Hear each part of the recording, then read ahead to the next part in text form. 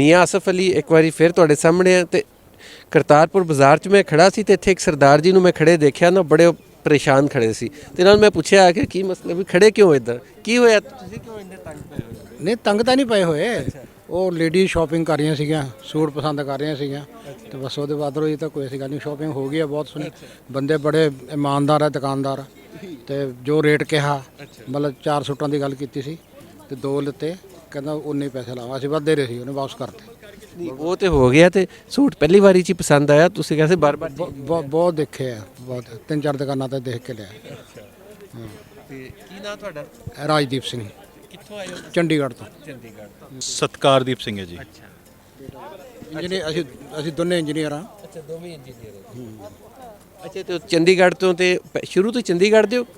ਨਹੀਂ, ਪਿੱਛੇ ਅਸੀਂ ਪਹਿਲਾਂ ਧੂਰੀ ਤੋਂ, ਮਲੇਰਕੋਟਲੇ ਦੇ ਨਾਲ, ਹਾਂਜੀ, ਸੰਗਰੂਰ ਡਿਸਟ੍ਰਿਕਟ ਤੇ ਪਰ 64 ਦੇ ਚੰਡੀਗੜ੍ਹ 'ਚ ਹੀ ਰਹਿ ਰਿਹਾ। ਅੱਛਾ, ਇੱਥੇ ਆਉਣ ਤੋਂ ਪਹਿਲੇ ਸੋਚਿਆ ਸੀ? ਹਾਂਜੀ, ਪਹਿਲੇ ਕਦੇ ਸੋਚਿਆ ਸੀ ਇੱਥੇ ਆਉਣ ਦਾ ਮੌਕਾ ਮਿਲੇਗਾ? ਨਹੀਂ। ਹਾਂ, ਇਹ ਮੇਰੇ ਵਾਈਫ ਆਏ ਸੀ, ਪਹਿਲਾਂ ਲਾਹੌਰ ਆਏ ਸੀ, ਇੱਕ ਵਾਰੀ ਨਨਕਾਣਾ ਸਾਹਿਬ ਆਏ ਸੀ ਤੇ ਉੱਥੋਂ ਫਿਰ ਨਹੀਂ ਆ ਸਕੇ ਸੀ ਇੱਥੇ, ਕਿਉਂਕਿ ਲਾਹੌਰ ਤੋਂ ਕਾਫੀ ਦੂਰ ਪੈ ਜਾਂਦਾ ਨਾ। ਪਰ ਇਹ ਤਾਂ ਬਹੁਤ ਸੌਖਾ ਹੋ ਗਿਆ, ਬਹੁਤ ਈਜ਼ੀ ਹੋ ਗਿਆ ਆਉਣਾ ਜਾਣਾ, ਠੀਕ ਹੈ ਨਾ ਗੱਲ? ਹਾਂ, ਤੇ ਕੋਈ ਮੁਸ਼ਕਲ ਵੀ ਨਹੀਂ ਹੈਗਾ।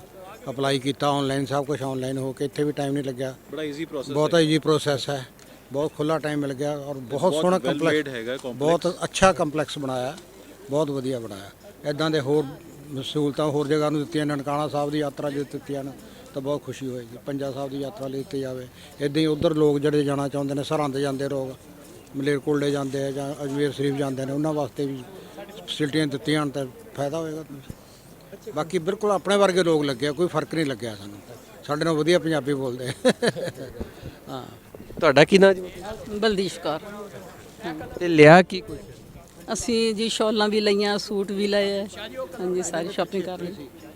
333 ਚੱਕ ਸੀਗਾ ਇਹਨਾਂ ਦਾ, ਬੁਰੇਵਾਲ, ਹਾਂਜੀ ਬੁਰੇਵਾਲ। ਮੇਰੇ ਦਾਦਾ ਜੀ ਸੀਗੇ ਉੱਥੇ, ਮੇਰੇ ਡੈਡ ਸੀਗੇ। ਫਿਰ ਪਾਕਿਸਤਾਨ ਬਣਿਆ ਤਾਂ ਫਿਰ ਇੱਧਰ ਆ ਗਏ ਸੀਗੇ, ਇੰਡੀਆ ਚਲੇ ਗਏ। ਇਹ ਵਾਲੇ ਦਾ ਤੁਹਾਨੂੰ ਮੈਂ ਪੁੱਛਦਾ ਹਾਂ, ਪਹਿਲੇ ਇਹ ਦੱਸੋ ਕਿ ਤੁਸੀਂ ਇਹ ਸੂਟ ਕਿੰਨੀ ਵਾਰੀ ਚੇਂਜ ਕਰਾਇਆ? ਨੇ 2 ਵਾਰੀ ਕਰਵਾਈ ਲਿਆ। ਮੂੰਹ ਤੇ ਨਹੀਂ ਦੱਸ ਰਿਹਾ, ਵੈਸੇ ਸਰਦਾਰ ਜੀ ਬੜੇ ਪਿੱਛੇ ਖੜੇ ਸੀ, ਕਹਿੰਦੇ ਕਿ ਕੀ ਕਰਾਂ, ਵਧੀਆ ਸਮਝ ਨਹੀਂ ਆਉਂਦੀ ਮੈਨੂੰ। ਨਾ ਮੈਂ ਤਾਂ ਕੁਝ ਨਹੀਂ ਕਿਹਾ, ਇਦਾਂ ਨਾ ਕਰੋ ਨਾ ਤੁਸੀਂ, ਇਦਾਂ ਤਾਂ ਕੁਝ ਨਹੀਂ ਕਿਹਾ। ਕਿ ਪੂਰੇ ਵਾਲਾ ਦੇ ਵਿੱਚੋਂ ਗਏ ਸੀਗੇ ਤੇ ਉਦੋਂ ਕੋਈ ਸਕੂਨ ਨਾਲ ਗਏ ਸੀਗੇ, ਕੀ ਮਸਾਇਲ ਹੋਏ ਸੀ? ਨਹੀਂ ਜੀ, ਸਕੂਲ ਨਾਲ ਤਾਂ ਕੌਣ ਗਿਆ ਸੀਗਾ, ਸਾਰਾ ਕੁਝ ਇੱਥੇ ਹੀ ਛੱਡ ਕੇ ਚਲੇ ਗਏ ਸੀ, ਸਭ ਕੁਝ। ਬਸ ਇਸ ਤਰ੍ਹਾਂ 3 ਕੱਪੜੇ ਵੀ ਰਸਤੇ 'ਚ ਹੀ ਰਹਿ ਗਏ ਸੀ ਉਹਨਾਂ ਦੇ, ਕੱਪੜੇ ਇਸ ਤਰ੍ਹਾਂ ਗਏ ਸੀ। ਦਾਦਾ ਜੀ ਦਾ ਮਰਡਰ ਹੋ ਗਿਆ। ਦਾਦਾ ਜੀ ਤਾਂ ਇੱਥੇ ਹੀ ਰਹਿ ਗਏ ਸੀ, ਉਹ ਤਾਂ ਗਏ ਹੀ ਨਹੀਂ ਸੀਗੇ ਉੱਧਰ। ਉਹ ਬਹੁਤ ਮਾੜੇ, ਬਸ ਉਹਨਾਂ ਦੀ ਫੈਮਿਲੀ ਨਿਕਲ ਗਈ ਕਿਸੇ ਤਰ੍ਹਾਂ। ਫੈਮਿਲੀ ਸਾਰੀ ਇਕੱਠੀ ਹੋ ਗਈ ਉਧਰ। ਮੇਰੇ ਮੰਮੀ ਡੈਡੀ ਸੀ, ਮੇਰੇ ਚਾਚਾ ਜੀ ਸੀਗੇ, ਮੇਰੇ ਭੂਆ ਜੀ ਸੀਗੇ, ਪਰਮਾਤਮਾ ਨੇ ਇਕੱਠੇ ਕਰ ਉਹ ਚਲੋ ਪਹੁੰਚ ਗਏ ਸਾਰੇ, ਪਰ ਮੇਰੇ ਦਾਦਾ ਜੀ ਰਹਿ ਗਏ। ਅੱਛਾ, ਸਾਲਾਂ ਬਾਅਦ 50-60 ਸਾਲਾਂ ਬਾਅਦ ਮੇਰੇ ਡੈਡ ਆਏ ਸੀਗੇ, ਮੇਰੇ ਬ੍ਰਦਰ ਵੀ ਆਏ ਸੀ, ਗਏ ਸੀ ਉੱਥੇ ਘਰ ਆਪਣੇ।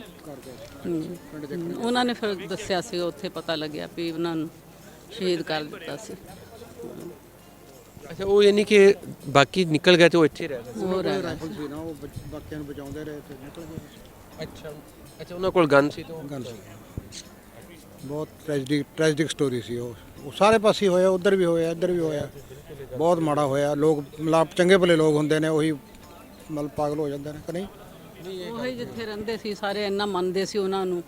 ਸਰਪੰਚ ਸੀਗੇ ਉੱਥੇ ਦੇ, ਚੱਕ ਦੇ ਉਸ ਦੇ, ਤੇ ਸੂਬੇਦਾਰ ਸੀ ਰਿਟਾਇਰਡ ਆਰਮੀ ਚੋਂ, ਤੇ ਉਸ ਵੇਲੇ ਕੋਈ ਕਿਸੇ ਦਾ ਨਹੀਂ ਸੀ। ਬਸ ਇਹ ਗੱਲ, ਇਹ ਵਾਕਈ ਬੜਾ ਮਾਮਲਾ ਐਸਾ ਹੀ ਹੋਇਆ ਹਰ ਪਾਸੇ। ਲੱਗਦਾ ਵੀ ਸਾਰੇ ਪੰਜਾਬੀ ਹੈ, ਸੋਹਣੇ ਬੋਲਦੇ ਆ, ਸਾਰੇ ਬੜੇ ਪਿਆਰ ਨਾਲ ਬੋਲਦੇ ਆ, ਇਮਾਨਦਾਰ ਦੁਕਾਨਦਾਰ ਹੈ ਸਾਡੇ, ਬਹੁਤ ਇੱਥੇ ਖੁਸ਼ੀ ਹੋਇਆ ਮਿਲ ਕੇ ਇਹਨਾਂ ਨੂੰ। ਇਹ ਵੈਸੇ ਤੇ ਦੁਕਾਨਦਾਰ ਹੀ ਹੁੰਦਾ ਵਾ, ਪਰ ਇਹ ਹੈ ਕਿ ਜਿਹੜਾ ਅੱਛਾ ਦੁਕਾਨਦਾਰ ਆ ਉਹ ਚੰਗਾ ਵਿਹਾਰ ਰੱਖੇਗਾ। ਇਹ ਤੁਹਾਡੇ ਸਾਹਮਣੇ ਖੜਿਆ, ਦੇਖ ਲਓ, ਠੀਕ ਹੈ ਨਹੀਂ ਗੱਲ। ਇਹਨਾਂ ਬੰਦਿਆਂ ਨੇ 4 ਦੀ ਗੱਲ ਕੀਤੀ, 2 ਲਿੱਤੇ ਤੇ 2ਾਂ ਦੀ ਪੈਸੇ ਉਸੇ ਇਹਦੇ ਵਿੱਚ ਕੋਈ ਸ਼ੱਕ ਨਹੀਂ ਕਿ ਉਹ ਜਿੰਨਾ ਚੰਗਾ ਬਿਹੇਵ ਕਰਨਗੇ ਤੇ ਉਹਨਾਂ ਦਾ ਵੀ ਅੱਗੇ ਚੱਲਣਾ। ਇੱਥੇ ਸਿਰਫ ਜਿਹੜੇ ਦਾਦਾ ਜੀ ਸੀਗੇ, ਜਿਹੜੇ ਸੂਬੇਦਾਰ ਸੀਗੇ ਤੁਹਾਡੇ, ਸਿਰਫ ਉਹ ਇੱਥੇ ਰਹਿ ਗਏ ਤੇ ਬਾਕੀ ਜਿਹੜੇ ਸੀ ਚਲੇ ਸਾਰਾ ਪਰਿਵਾਰ ਨਿਕਲ ਗਿਆ ਸੀ।